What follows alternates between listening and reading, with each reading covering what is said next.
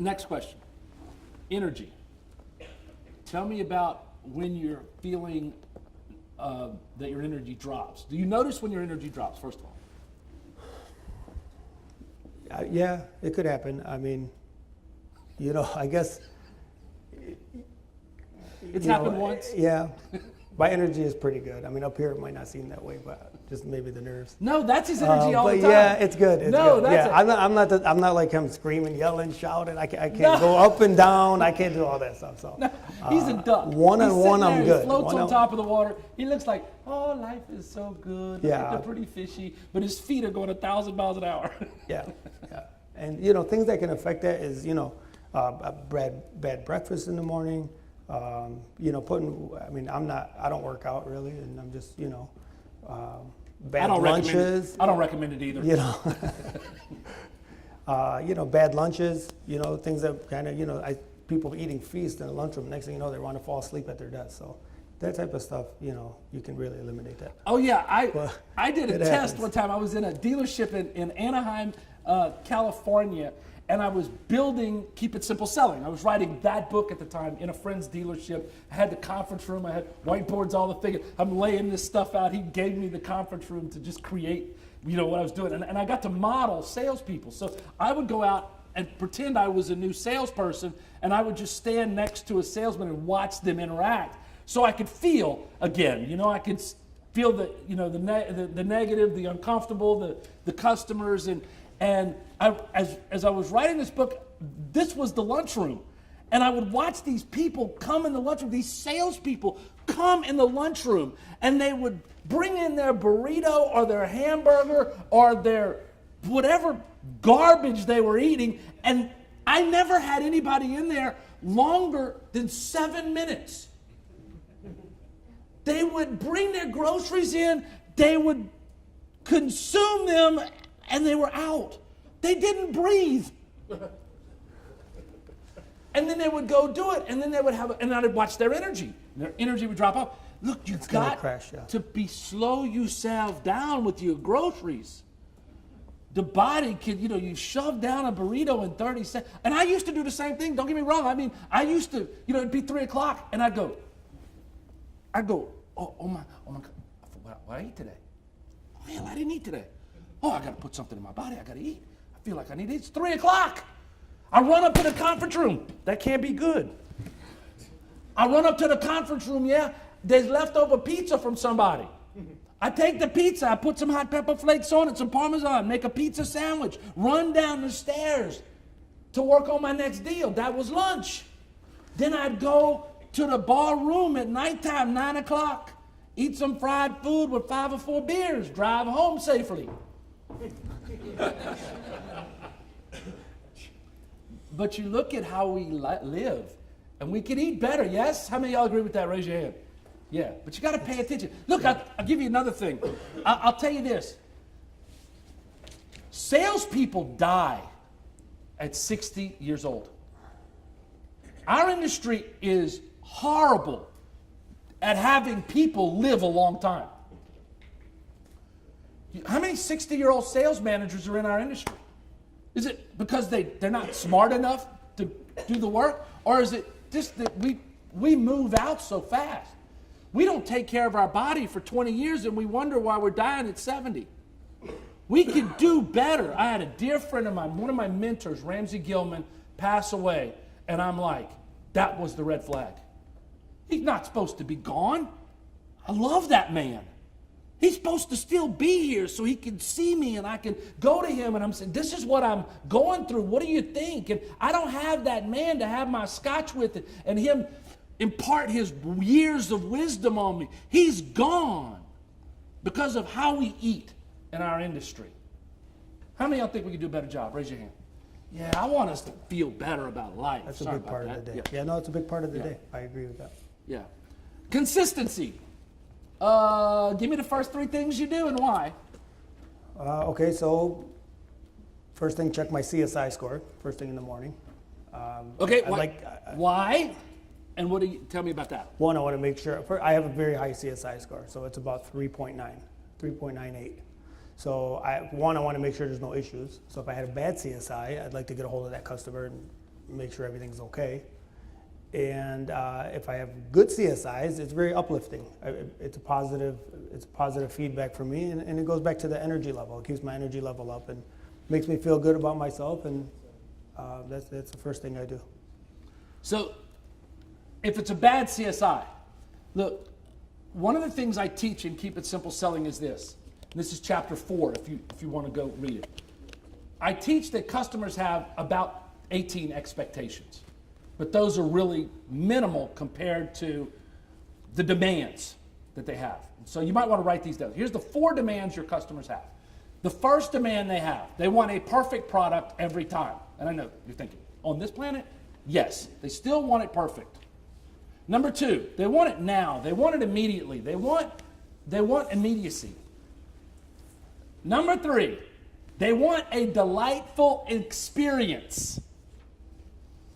And they want it doesn't matter what's going on at your store. They don't care that F&I is slow. They don't care that the car wash people don't do a good job. They want it to be perfect right now and delightful.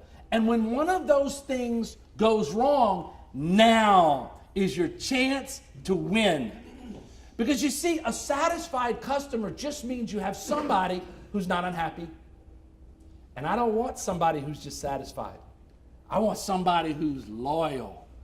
I want somebody who says, let me tell you, you say all the nice things you want about my car salesman. This went wrong, let me tell you what he did. Because if it's not delightful, not perfect, and not now, they want to know you care. And here's how you show you care. Write this down. You own the problem, meaning it's my fault. You fix it now, whatever it takes. And you do it immediately. Fix it now. Own the problem, apologize for it. No testimonies of failures of blaming it on somebody else. Those are the things you do. And when you do that, when you get that CSI that's not perfect, you call them that moment. And now you have somebody who's impressed. Now, you kick that up a notch as well, because you also make sure if there's any issue in their life, who do they call? Yeah, pretty much have all my customers. I let them know that they call me for everything. So it doesn't matter if it's a tire issue, if they run out of gas, if they need directions. I tell them just call me for anything. So is it because I want them to call me for everything? I just want them to be in contact with me whenever it comes to a car situation, anytime. So 3 in the morning? 3 in the morning, that's fine. Yeah, how many people are really going to call you at 3 in the morning? It's not really likely, but if they do, then they need your help, and why wouldn't you want to help them? So it's very, my cell phone number is on my business card. I give them a keychain with my number on it. I give everybody my cell phone. I want them to be able to call me at any time. And once you get people used to doing that, they're going to call you all the time for anything. So when it's time for a car renewal, when it's time for their friend to buy a car, you're easily accessible. They're going to call you. You're going to get the first shot, and you really only need one shot. And what if you're busy at that time and they call you? How do you help them? You mean if they're out stranded on the side of the road? I have a certain tow truck that I use, certain guy that I use. So he knows that if I need him, then he's putting me to the front of the pack. But I'm sure everybody has one. Everybody has one in the dealership where you can get a hold of a certain person and they'll handle it. So I have a tow truck guy that if I call them up and say, hey, so-and-so is stranded, I need you to get over there, they get over there pretty quick. It's a lot quicker than using, like if you guys use OnStar or if they call roadside. Get a hold of somebody that you know that you can call at any time, and they'll be happy to do it if you're sending them enough business. That's something that people who's selling over 30, that's something, one of the first things I recommend they start looking at doing.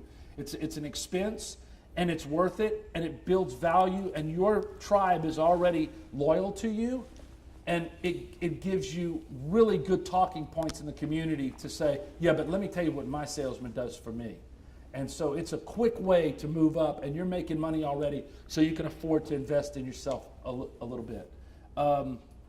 So the first thing you do when you get to work is CSI. The second thing is? Check voicemails, emails. Just check, make sure there's no voicemails hanging around and emails from the night before. You can imagine how many emails and voicemails I get. So I try to clear those up first thing in the morning. I don't think they can. Yeah. I don't think they have a clue. It's a lot. So yesterday we did this same thing. So we Facebook Lived it, and we're sitting there. I guess we're up here about an hour and 15 minutes. And he has his phone down there. And we always like to see how many calls he gets and how many texts he gets in a certain time frame, because it's most entertaining. And in the hour we were up here on his phone, how many we get? Calls. 28. 28 calls. And how many texts? 15 or 16. 15 texts. How many of y'all think you'd like that kind of busyness? Raise your hand. Yeah. That translates, that kind of connection with your audience, that translates into 100 cars a month. And you have that already. They just don't know that you're the one to reach out to. So later on we'll talk about how to energize that connection and strengthen that connection as well. Yeah, at that point you're not asking for business, it's just coming in. It's just pretty much, you just got to be available. Emails and voicemails, number 2. Number 3 is? Number 3 is I get my any deals I had from the night before that are going that day. I just get those preloaded and get those ready for the day. Got it. The next thing is relationships. So let's start by, you first got in this business. Tell me what your relationship tree was like, and your connection to the people you knew, and specifically, like, where did they? Like everybody else, it was just family, friends, local community people. I mean, it wasn't obviously a big tree, but it was growing, and it was, it starts with the family and friends. One of my friends bought a car from somewhere else, I'd probably be pretty upset. Yeah. If they were buying the same brand, if they want to buy something else, that's okay. And then what happened? How did you grow your tree? What are some of the things you did to wait, first of all, let's go to the relationship. Because I don't remember who it was, and I don't even remember if it was you, but I think it was. There was somebody in your relationship that it was tough for you to get rid of, that you needed to move away from. I don't remember if you knew who it was, but do you remember having a struggle with something like that early on? Just negative. Just, when you start becoming successful, you start seeing some people get, negative about it. Some people are, I don't know if you call it, I don't know. It's just the bad vibe, so you just kind of, back to what he was saying earlier, I would eliminate those people, yeah. You're going to get those. You're going to get it. As you move from one base camp to the next base camp to get to your summit, you're going to leave people behind, and they're going to resent you. They're going to, well, you don't have any time for me. What, you don't like me anymore? What, you're too famous for me now? Oh, you make too much money for me now. And it's like they're going to keep trying to pull you back down to their level. You have to help them move up, and if that's not possible, then you have to make a decision. Do you stay where they are, or do you make a decision that works differently for you? And this is tough. This is tough with some people, because like one of the people I moved away from, I went to kindergarten with, and I had no idea how bad it was until he was out of my life. And it was like, wow, I just never could piece it together. I had an idea, but man, when it was done, it was really good. It's like I took a bath. Yeah, and that's not easy to do, of course. It's just, something that needs to be done at some point. Yeah. Next, let's go to the framework of the baseball diamond.